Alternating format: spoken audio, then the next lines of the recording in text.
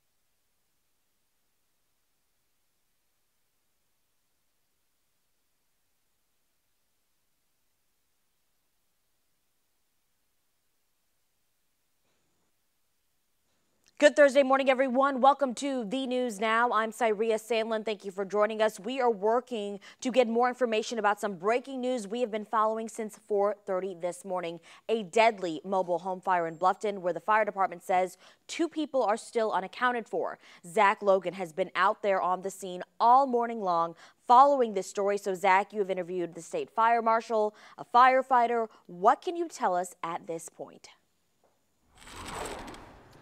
Well, Saria, sadly, the Bluffton Fire Township District says that this is their first deadly fire in 5 years. We know that at least one person is dead following this mobile home fire here in the Shady Glen neighborhood here in Bluffton. Let's go ahead and take you to video so you can see some of the damage that was caused from this fire. It happened around 12:30 this morning on Shady Marsh Lane, again in the Shady Glen neighborhood. This is a primarily Hispanic neighborhood here in Bluffton, and the Bluffton Township Fire District says that when they got here, at least 9 people were trapped inside that mobile home. That's when they had to go into rescue efforts.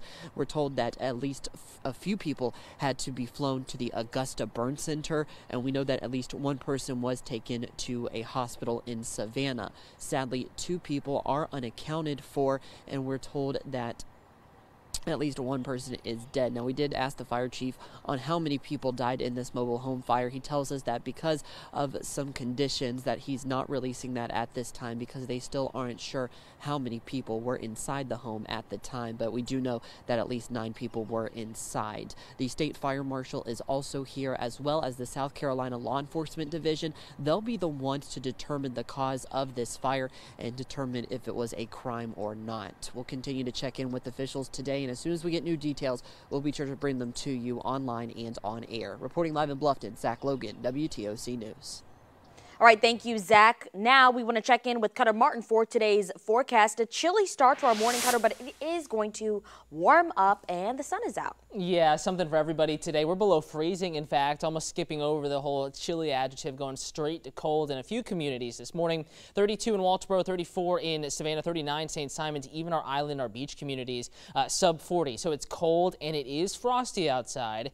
You're going to need to scrape and defrost if you parked in the driveway before you leave the house this morning. The kind of morning where only maybe an extra minute or 3 needed. 42 right now, Elba Island, probably not seeing frost there. 44 Tybee, 36 Hilton Head, 34 and Beaufort Rinkin not reporting, but probably close to that 32-degree freezing mark. But as Cyria mentioned, a lot of sunshine initially today. No chance of rain during the daytime hours. Hour-by-hour temperatures, we're up to near 60 by noon. That's a nice recovery. High temperatures in the low to mid 60s after 3 p.m., really after 4 p.m. as we head into the early evening hours, as we approach sunset. Clouds will move in from the north. You're going to notice that, and that's going to act like a blanket and keep some of that warmth in from this afternoon overnight tonight. So it's a chilly evening, but not as cold as last night, and clouds stick around for your Friday into Saturday. An isolated rain chance Friday and Saturday as warmer temperatures arrive in the coastal empire and low country, but I'm going to hold off that significant rain chance, the widespread rain, until Saturday night and a very early Sunday morning. I'm going to time it out for you and the arrival of cold air in the Weather Now, a digital weather forecast coming up a little later this morning on your digital platforms at around 11 a.m. Andrew, how is the commute going?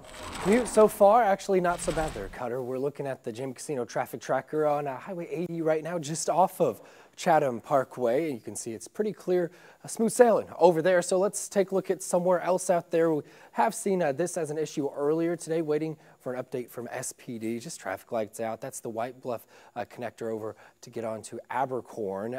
Taking it up to the low country right now, looking at 278. You can see those typical brake lights heading off toward the east, a little further off to the south here in Chatham County. South side not looking so bad here. Truman good. The islands are fine, but you do have congestion on 16 eastbound. 80 though not so bad. And here's a little bit of a closer view there. 16 from Dean Forest back past 95. Just a little bit slow goings for us here this morning, and that's reflected in the drive times there. 280 to 95, 14 minutes. Then from 95 over to 516, 9 minutes. Other updates, well, you can get those anytime on Twitter. Just search Traffic WTOC. All right, thank you very much, Andrew. Authorities in Georgia have arrested a man they say had detailed plans to attack the White House with an anti-tank rocket. 21-year-old Hasher Jalal Tahib of Cumming was arrested yesterday after he traded his car for guns and explosives, according to the FBI. He is charged with attempting to damage or destroy a building owned by the U.S. using fire or an explosive. And a recent renovation at Memorial Health aimed at helping those fighting mental health conditions is now complete. A brand new look was given to the Behavioral Health Services building, giving the unit a much-needed facelift for patient care and safety. HCA purchased Memorial just about a year ago and upgraded the behavioral health building was a primary goal. They're very interested in psychiatric care, so they took a look at our building and its environment and decided to do a much needed renovation to make a better environment for patients and staff to work in and recover in. The new look features new furniture, a large outdoor courtyard, and a dedicated space for an intensive outpatient program. Well, this weekend, Richmond Hill will start a new tradition to honor Dr. Martin Luther King Jr. They'll host the first ever MLK Day Parade. Georgia State Rep Carl Gilliard will serve as parade grand marshal and give a keynote speech on Saturday. The parade starts at 10 that morning at JF Gregory Park. And Martin Luther King Jr. Day is celebrated on the 21st. That's next Monday. Savannah is throwing its annual parade to honor him. This starts at 10 a.m. We will broadcast the parade live right here on WTOC, hosted by our very own Don Baker. We will also stream it on WTOC.com and our mobile apps. Well, WTOC is partnering with Senior Citizens, Inc. for its 15th annual blanket drive. We are collecting new blankets to help low-income seniors stay warm this winter. Donations can be dropped off here at WTOC, at SCI headquarters on Bull Street, and at participating Starbucks locations. That drive is happening now through February 14th. Well, thank you so much, everyone, for joining us this morning and tuning in. Hope everyone is having a great day. Don't forget, we'll be back at 10 with another update.